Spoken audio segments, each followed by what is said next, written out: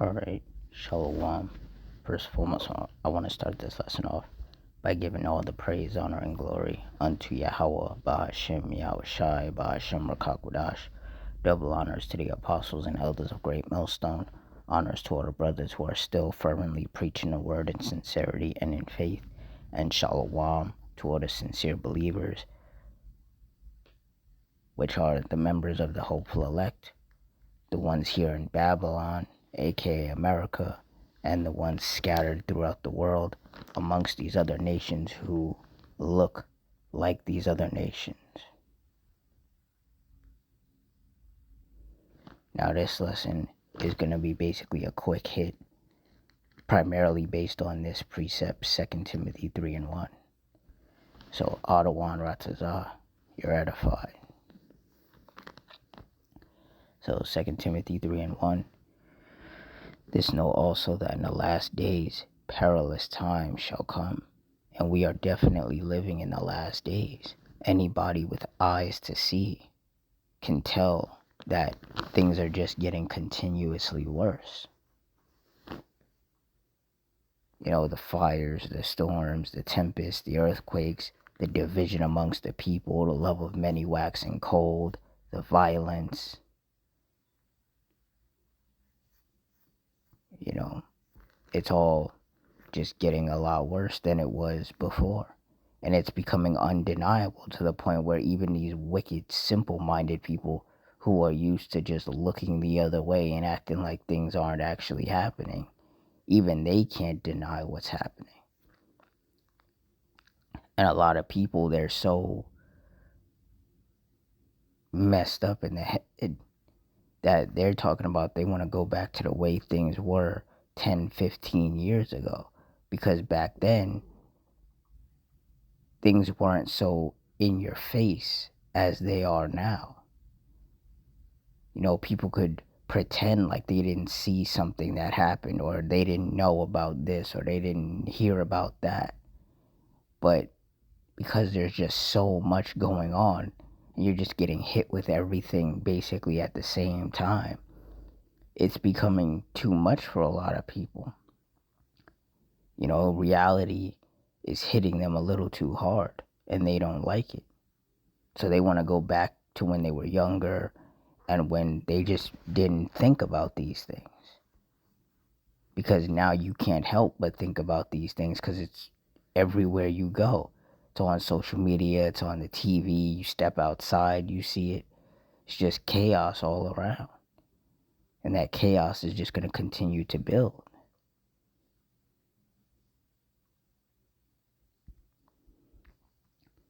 I have the definition of perilous times here.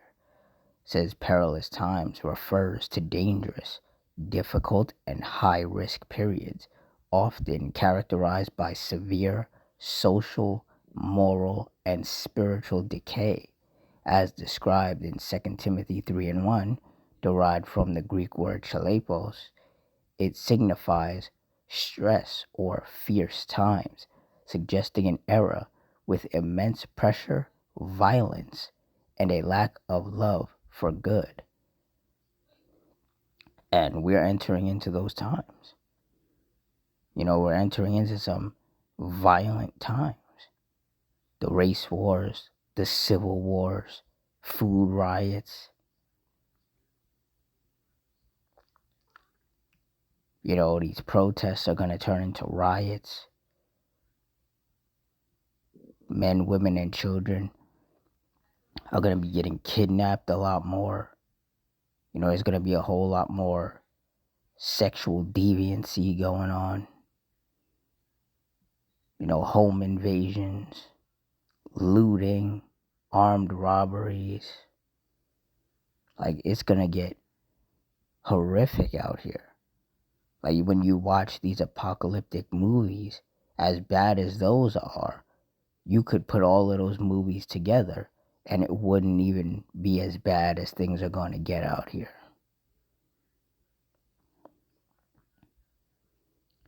It says biblical context.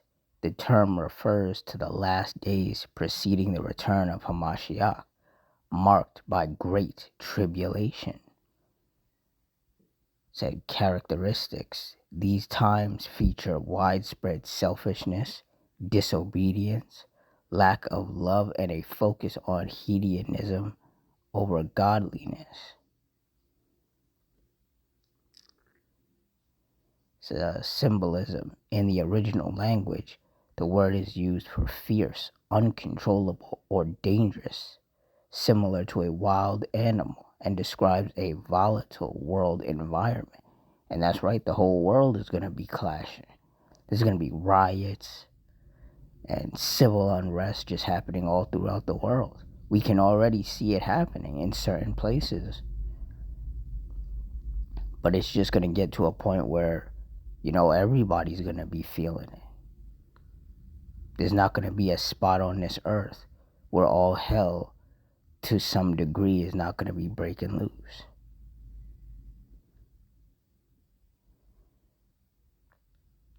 It says essentially it describes a period when societal, moral, and spiritual conditions become harsh, savage, and hard to bear. And that's right, because the rule of law is going to have been suspended.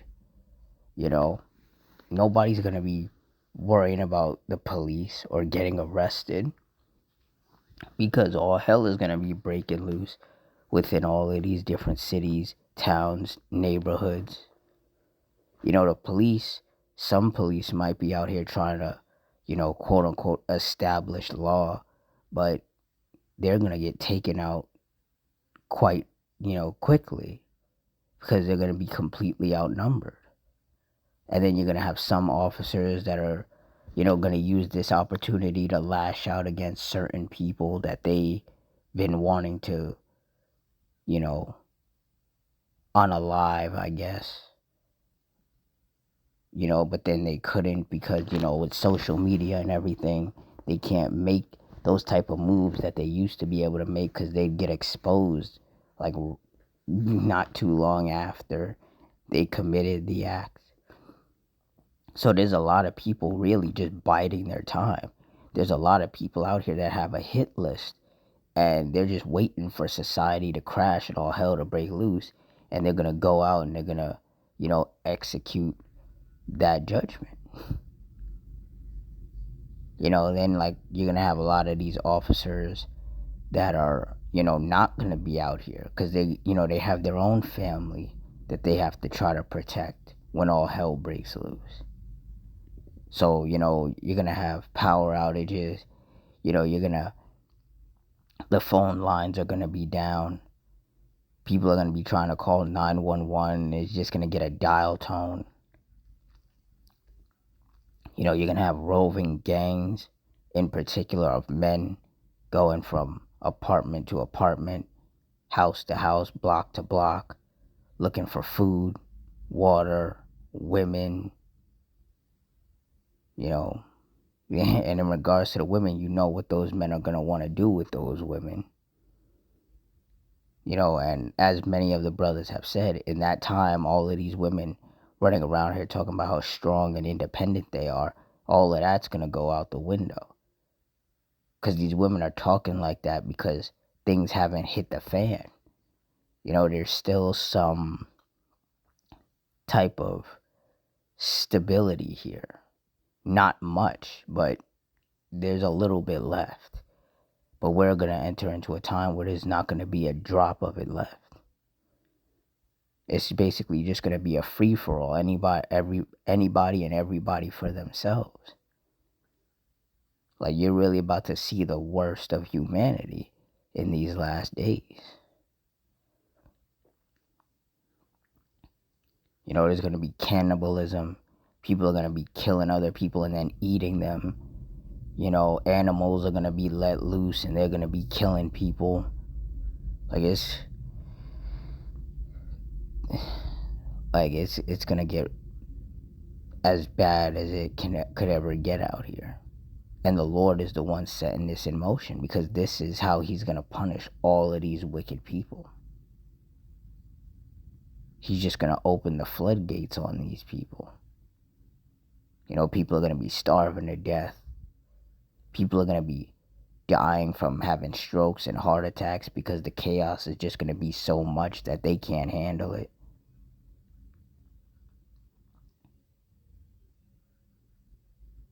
You know, it really is going to be some apocalyptic times. And a lot of people, they watch these apocalyptic movies and they think it's a joke. They think, oh yeah, this is just for entertainment.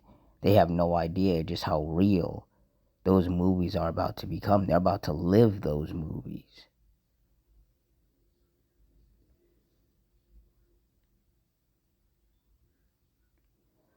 Luke 21:36.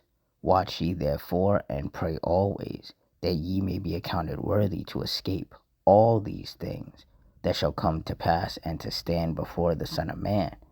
And that's what those of us of the hopeful elect are doing. We're watching for the signs.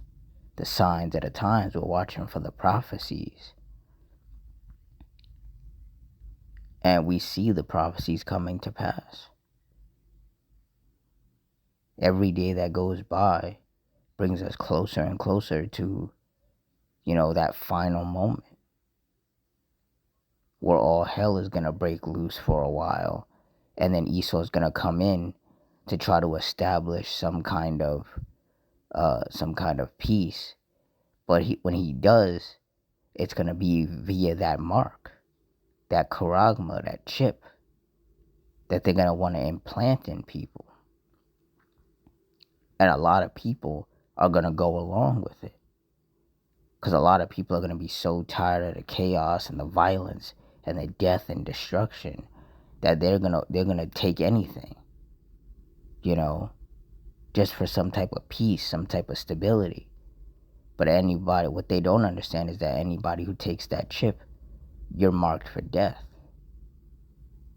Because you've chosen your side. You've sided with Esau. Because you think Esau is going to take care of you and protect you and all of this. When Esau is incapable of doing that. These Edomites, these so-called white men, they don't care about anybody. They don't even care about their own people. They'll wipe out everybody if it means they get to have all the money and the power and the control. So if you side with this devil, you're basically you just want to be his slave, basically. And what a lot of people don't understand is that Esau, these so-called white people, these Edomites, they are enemies of the Lord. So if you side with Esau, then that means you have now made yourself an enemy to the Lord. And the Lord is going to wipe out all of his enemies. And that's what a lot of people don't understand. But see, those of us of the hopeful elect, through the spirit of Yahweh Hashem Yahushai, we do understand. And we fear the Lord. And Adawan Ratazah, that fear, keeps us alive, That fear keeps us moving in a righteous direction. And the Lord is continuously pleased with us and keeps his hedge of protection over us.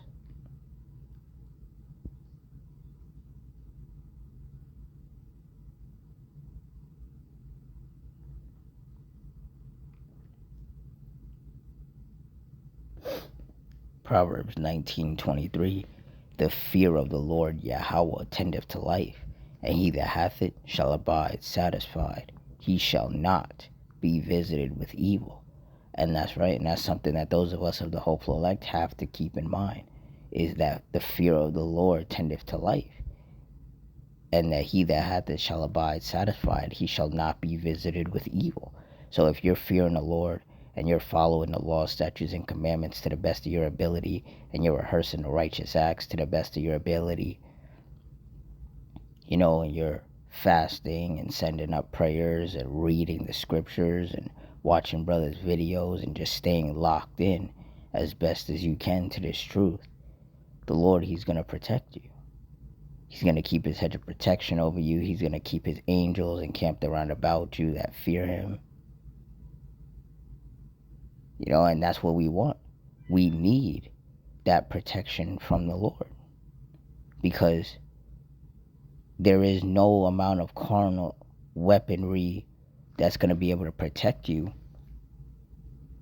in these times, in these very dangerous, chaotic, violent, deadly, horrific, scary times.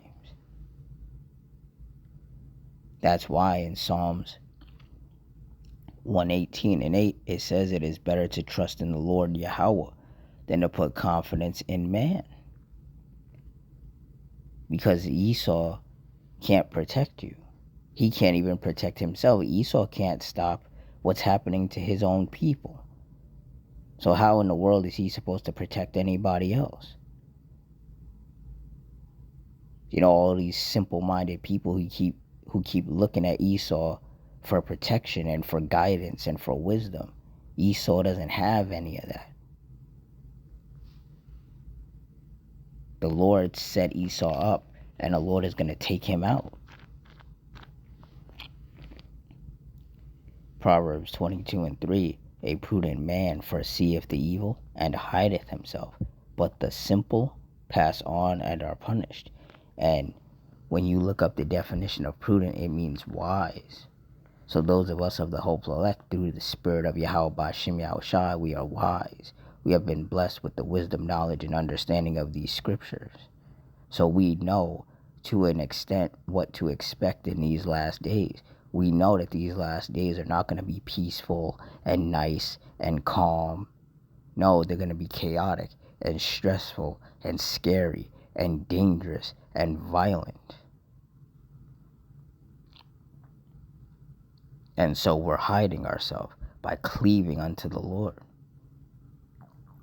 Because we know that the Lord is the one who's going to send all of this chaos.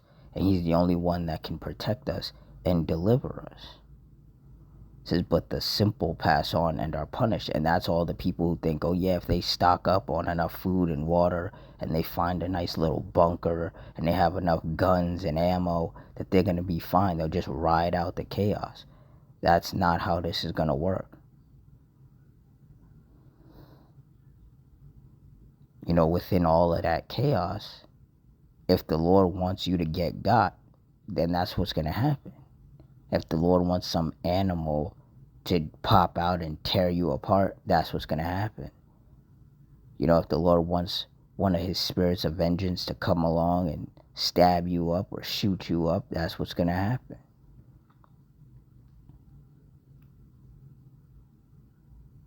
A lot of horrible, horrific, gruesome things are going to be taking place. Just the most immoral, depraved, just wicked things. And the men of the Lord, starting of course with the apostles and elders of Great Millstone, have been warning people that these times were going to come. But nobody wants to listen. People want to scoff and scorn, and they want to say, oh, you're just fear-mongering. And it's like, no. If you pay attention to the direction that society is going in, you know exactly how this ends. But a lot of people, they don't want to believe it. They don't want to accept it. They're going to sit here and say, oh, the government would never let it get that far. It's not up to the government. It's up to the Lord. The Lord is the one calling the shots and pulling the strings. So if the Lord wants to set this place off, have people out here in the streets raping each other, robbing each other, murdering each other, just committing the worst crimes that you could think of, then that's exactly what's going to happen. And there's nobody, especially not Esau, who can stop it. A lot of these Edomites, they want this to pop off because, they feel like they're constrained right now. They want to be out here raping and slaughtering people and all of that. They want to do it. These so-called white people, that's who they are. They are the most carnal, depraved, degenerate creatures to ever walk this earth. They so badly want to be out here acting up. And the Lord is going to let them loose. And that's going to be basically the Lord punishing these people, these wicked people, by basically unleashing his sword in the form of these Edomites upon the people, especially 2/3 of our people who are so-called blacks, Hispanics, and Native Americans. These wicked Israelites. The Lord is going to allow Esau to show these wicked Israelites how much he hates them. Because we know Esau hates us. Esau wants to wipe us out. He's been wanting to wipe us out for a long time. And the Lord is going to let Esau get his issue with these Jakes, these wicked 2/3. But also, the Lord is going to allow these 2/3 to get their issue with Esau. So it's going to be a free-for-all out here. Everybody just going to be killing everybody. But those of us of the hopeful elect, we're going to be protected. The Lord is going to keep us safe because we're not being carnal. We're going to be spiritual. We're going to trust in the Lord to guide us through the chaos, to deliver us, to bring us to salvation, while everybody else is out here just murdering each other. We're going to trust in the Lord to, keep a shelter over us, to provide us with food and water when we need it. You see, these times are going to prove who the Lord is truly dealing with and who he isn't. Majority of people out here, the Lord ain't dealing with them. And they're going to die by the sword. Or they're going to die by a sword. Meanwhile, the hopeful elect, they're just going to be, cruising through. Because of that fear of the Lord and of that faith that we have in the Lord. That we have been blessed with the ability to have. So for all you sincere brothers and sisters, just stay as prepared and as locked into this truth as you can be. Because, things are about to hit the fan. It is definitely about to get very dark here in America. But as long as you continue to trust in the Lord and you stay prayed up and you just stay focused on no matter what happens, you trust in the Lord and you're going to serve the Lord, then the Lord, he's going to protect you. He's going to be with you the entire way.